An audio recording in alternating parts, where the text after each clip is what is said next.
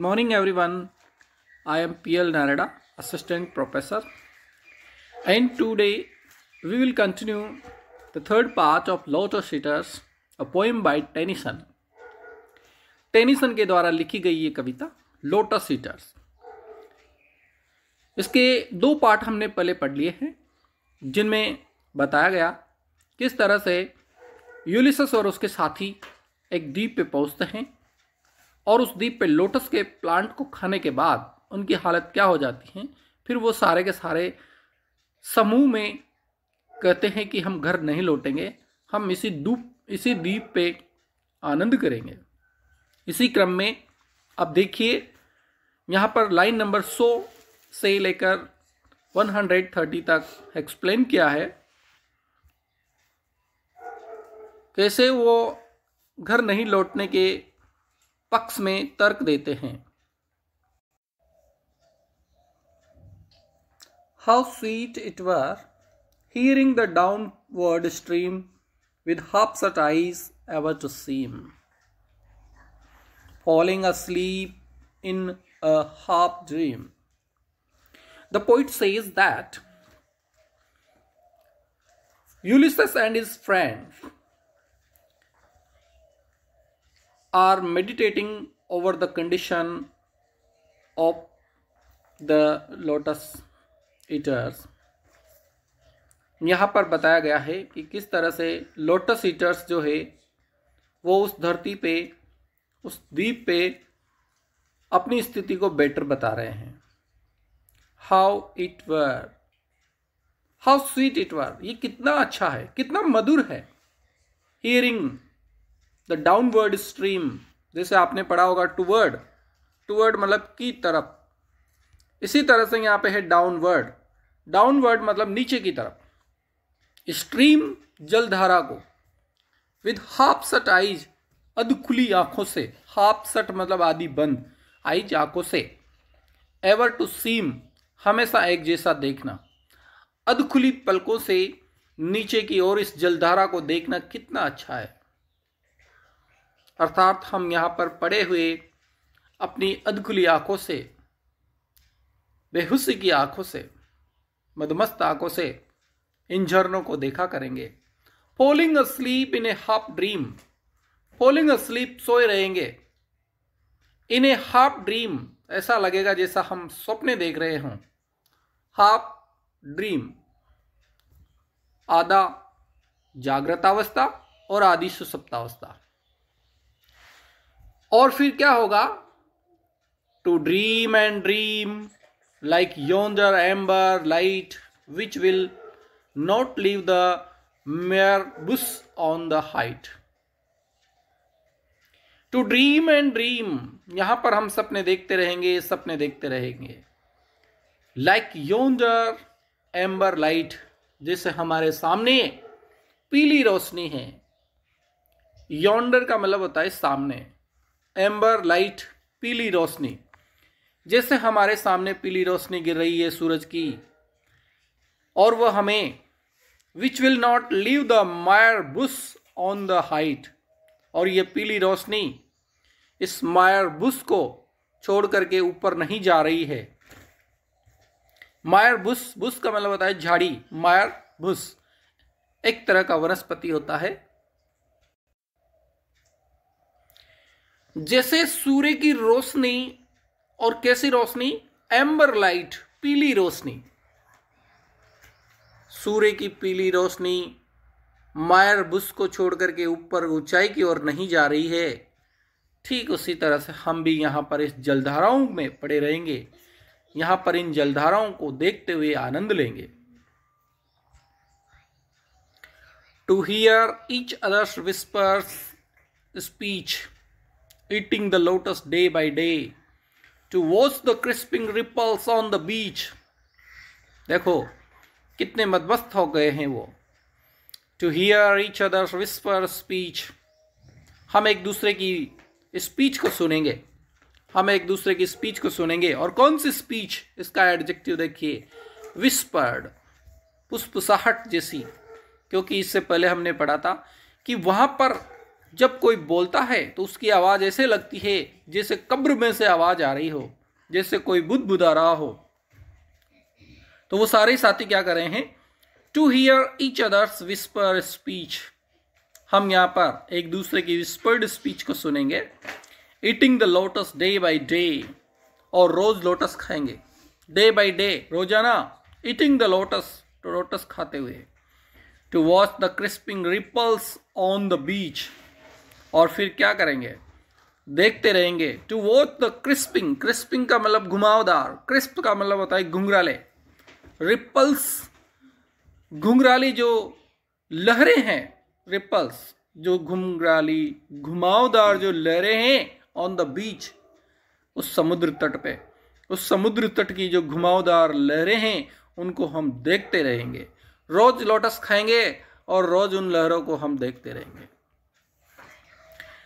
And tender curving lines of creamy spray to land our hearts and spirits wholly, to influence of mild-minded melancholy, to muse and brood, and live again in memory with those old faces of our infancy, heaped over with a mound of grass, 2 handful of white dust, set in an urn of brass.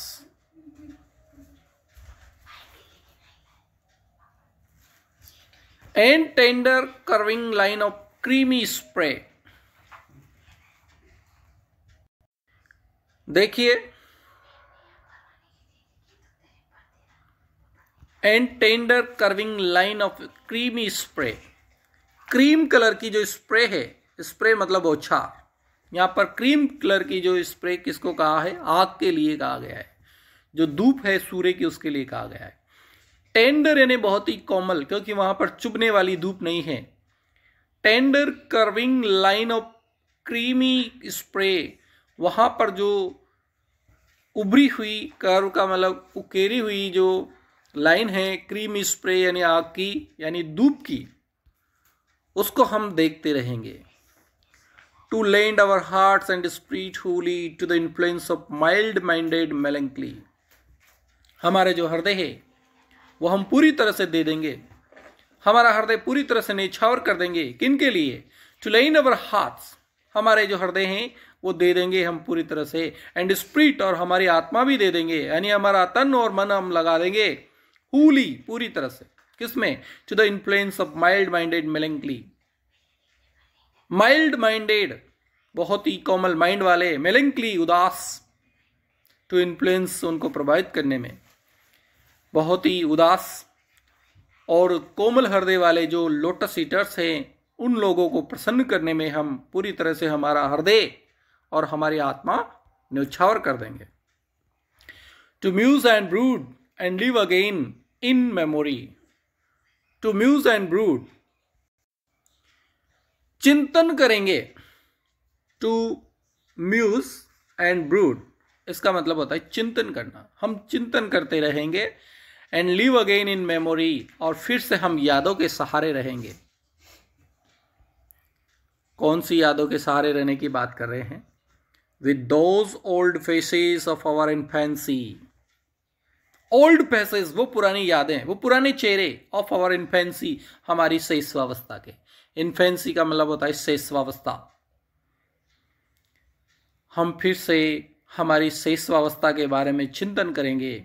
हम सोचेंगे कि जब हम छोटे छोटे थे तो हम किस तरह से व्यवहार करते थे।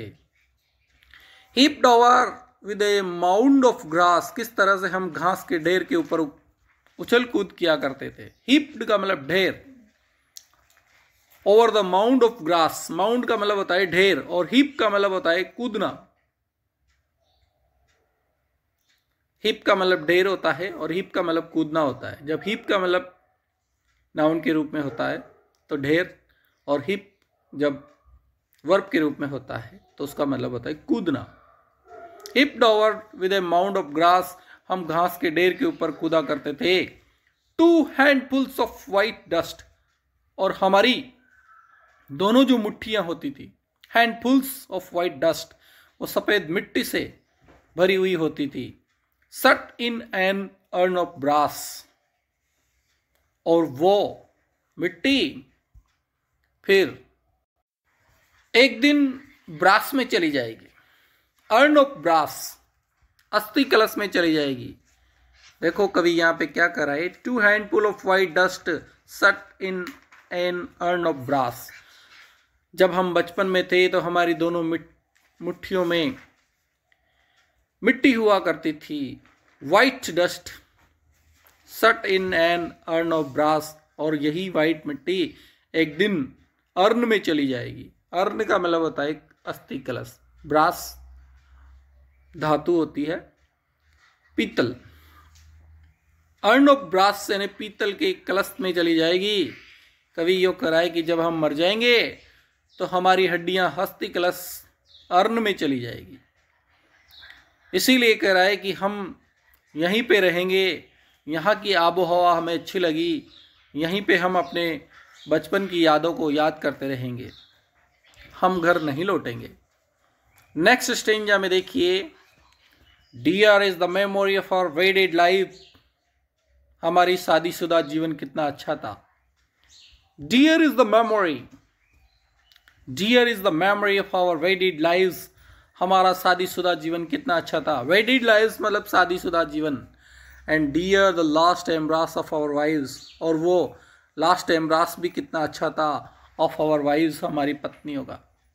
वो सारे ही गा रहे हैं कि जब हम अपने घरों को छोड़ करके युद्ध के लिए आए थे तो हमारी पत्नियों ने जो हमें एम्ब्रास किया था, एम्ब्रास का मतलब होता है आलिंगन, गले लगाना, वो कितना प्रिय था। And their warm tears but all had suffered change. And their warm tears, और उन्होंने जो आंसू बहाए थे, विदाई के जो आंसू उन्होंने बहाए थे, their warm tears, warm tears मतलब गर्म आंसू, यहाँ गर्म आंसू से मतलब है तरोताजा आंसू जो उन्होंने बहाए थे। But all had suffered change, लेकिन अब सब कुछ चेंज हो गया है, बहुत साल हो गए हमें। बट ऑल हैड चेंज, सब कुछ तो बदल गया है। For surely now our household heart are cold. Hearth का मतलब होता है चूल्हा, चूल्हे की जो आग होती है हर्थ कहलाती है। और श्योरली निश्चित रूप से नाउ आवर हाउस होल्ड मतलब घरों के चूल्हे की जो आग है, आर कोल्ड वो ठंडी हो चुकी होगी।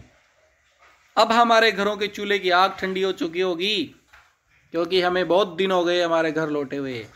Our sons inherit us, inherit का मतलब होता है उत्तराधिकार में। हमारे जो बेटे हैं उन्होंने हमारी संपत्ति को उत्तराधिकार में ले लिया होगा। जब कोई बाप मर जाता है तो उसकी संपत्ति अपने बेटे के नाम हो जाती है, उसको बोलते हैं इनहेरिट, उत्तराधिकार में मिल जाना। यहाँ पे वो सारे के सारे नाविक क्या कर रहे हैं, अवर सन्स इनहेरिट अस, हमारे पुत्रों ने हमारी संपत्ति को ले लिया होगा। अवर लुक्स आर स्ट्रेंज, हमारी तो शकल भी अजीब हो गई है। अवर लुक्स, हमारी जो लुक्स है, हमारे जो आईना है, आर स्ट्रेंज, वो बदल गया है। And we should come like ghost to trouble joy, और हमारी शकल भूतों जैसी हो गई है। And we should come like ghost, हम भूत जैसे दिखाई दे रहे हैं। टू ट्रबल जॉय, किसी के जॉय में ट्रबल पैदा करने वाले, यानी हम भूतों जैसे लग रहे हैं, हमारी स्थिति भूतों जैसी हो गई है। और कोई आनंद मना रहा हो तो उसको ट्रबल पैदा करने वाली स्थिति हो गई है। जब हम अपने घरों पे लौटेंगे तो हमारे बच्चे हमें देख के डर जाएंगे कि ये भूत कहाँ से आ गए। और else the island princes our bold have eat our substance, substance मतलब संपत्ति, हमारी संपत्ति को खा गए होंगे, चट कर गए होंगे। हैव ईट आवर सब्सटेंस, हमारी जो संपत्ति है उसको खा गए होंगे। कौन? और एल्स अन्यथा, या तो हमारे बेटों ने उसको इनहेरिट कर लिया होगा, उत्तराधिकार में ले लिया होगा, और अगर ऐसा नहीं हुआ होगा तो और एल्स अन्यथा the island princes over bold, हमारे द्वीप के जो राजकुमार थे जो बहुत बोल्ड थे, हैव ईट आवर सब्सटेंस, उन्होंने हमारी सब्सटेंस को अधिग्रहित कर लिया होगा।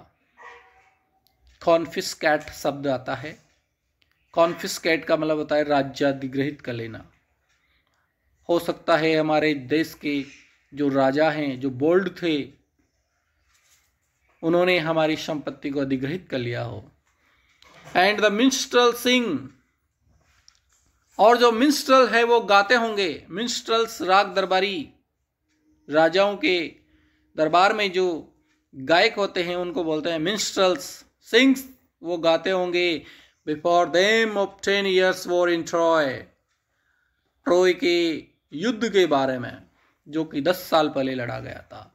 10 साल पहले जो युद्ध लड़ा गया था ट्रॉय का, और उसमें हमारे बारे में वो गाते होंगे। वहाँ के जो गायक है मिन्स्ट्रल सिंग्स, वहाँ के मिन्स्ट्रल गाते होंगे बिफोर देम, उन राजाओं के सामने, बिफोर देम, देम मतलब उन राजाओं के सामने, of the 10 years war in Troy, Troy के 10 साल पहले घटित युद्ध के बारे में गाते होंगे। एंड अवर ग्रेट डीड्स, और हमारे महान कार्यों के बारे में गाते होंगे। डीड्स का मतलब होता है वर्क। हम जो राजा के लिए लड़े उन हमारे कार्यों के बारे में वो गाते होंगे। एज हाफ फॉरगॉटन थिंग्स, लेकिन अब ये सब चीज़ें आदि भूल गए होंगे। हाफ फॉरगॉटन, इन सब चीज़ों के बारे में लोग जो है आधा भूल चुके होंगे। Is there confusion in the little isle, क्या इसके बारे में तुम लोगों को कंफ्यूजन है? इज देयर कंफ्यूजन, क्या इस बारे में आपको कंफ्यूजन है? इन द लिटिल आइसल, इस छोटे से द्वीप पर। Let what is broken so remain, जो टूट गया उसे टूटा ही रहने दो। देखो यहाँ पे कवि क्या कर रहा है, let what is broken so remain, जो टूट गया उसे टूटा रहने दो, जो हो गया उसे होने दो। हम यहाँ आ गए, हमें यहीं रहने दो। The gods are hard to reconcile, भगवान से समझौता करना बहुत कठिन होता है। The gods are hard to reconcile, reconcile का मतलब होता है समझौता। भगवान से समझौता करना इतना आसान नहीं है, भगवान इतनी जल्दी प्रसन्न नहीं होते हैं। It is hard to settle order once again, और ये भी बहुत कठिन होता है। अगर कहीं पे अराजकता फैल जाती है तो वहाँ पे फिर से ऑर्डर सेट करना बहुत मुश्किल होता है। It is hard to settle order once again. टिस जो है यहाँ पे टिस नहीं है, ये इट इज होता है। It is hard to settle order, order व्यवस्थित करना वंस अगेन, फिर से। There is confusion worse than death, confusion की स्थिति मौत से भी ज्यादा बुरी होती है। There is confusion worse, worse का मतलब बुरी है, देन डेथ, मौत से भी। कंफ्यूजन की स्थिति मौत से भी ज्यादा भयंकर होती है। ट्रबल ऑन ट्रबल, उसमें सिर्फ परेशानी ही परेशानी रहती है। पेन ऑन पेन, दर्द ही दर्द रहता है। देखो अलिट्रेशन देखिए यहाँ पे, अनुप्रास अलंकार देखिए, ट्रबल ऑन ट्रबल, यहाँ पे T, trouble on trouble, T sound 2 बार, फिर pain on pain, P sound 2 बार। कितना अच्छा एलिट्रेशन है, और यहाँ पे पन भी है, स्लेस अलंकार, ट्रबल ऑन ट्रबल, परेशानी पे परेशानी, pain on pain. Long labour on to aged breath, sore task to heart worn out by many wars. Long labour, बहुत मेहनत करनी पड़ती है। unto aged breath, जब तक हमारी सांस चलती है। ऑर्डर व्यवस्था स्थापित करने के लिए बहुत मेहनत करनी पड़ती है। Long labour unto aged breath, जब तक हमारी सांस चलती है तब तक मेहनत करनी पड़ती है। sore task to heart, ये बहुत कठिन काम है। सौर का मतलब होता है कठिन, टास्क कार्य है। To hearts worn out by many Wars, क्योंकि हमारा हृदय जो है अब बुढ़ा हो चुका है। हार्ट्स वॉर्न आउट, हमारा हृदय जो है वॉर्न आउट हो चुका है। वॉर्न आउट का मतलब होता है घिसना, घिस गया, बुढ़ा हो गया। बाय मेनी वॉर्स, क्योंकि हमने बहुत सारे युद्ध लड़े हैं। And eyes grown dim with gazing on the pilot stars. Pilot star का मतलब होता है ध्रुव तारा। ध्रुव तारे को देखते देखते हमारी आंखें जो है बुढ़ी हो गई है। एंड आईज ग्रोन डिम, हमारी आंखें धुंधली हो गई है। With gazing on the pilot star, क्योंकि हम कई वर्षों से पायलट स्टार को देख रहे हैं। यहाँ पायलट स्टार जो है दिशा का सूचक है। ध्रुव तारा दिशा दिखाता है। जब वो नाविक समुद्र में नाव चलाते हैं तो उन्हें अपनी दिशा का ज्ञान करने के लिए ध्रुव तारे को बार बार देखना पड़ता है, और उसकी तरफ देखने से उनकी आंखें जो है डिम हो गई हैं। गैजिंग का मतलब निहारते हुए। और इस तरह से वो कहते हैं कि हम यहीं पे रहेंगे, इसी द्वीप पे रहेंगे, घर लौट करके क्या करेंगे। तो स्टूडेंट्स, अभी इसका एक पार्ट और आपको पढ़ने को मिलेगा। कुछ समय के लिए वेट कीजिए, चैनल को सब्सक्राइब कीजिए, अपने दोस्तों में शेयर कीजिए। Thank you.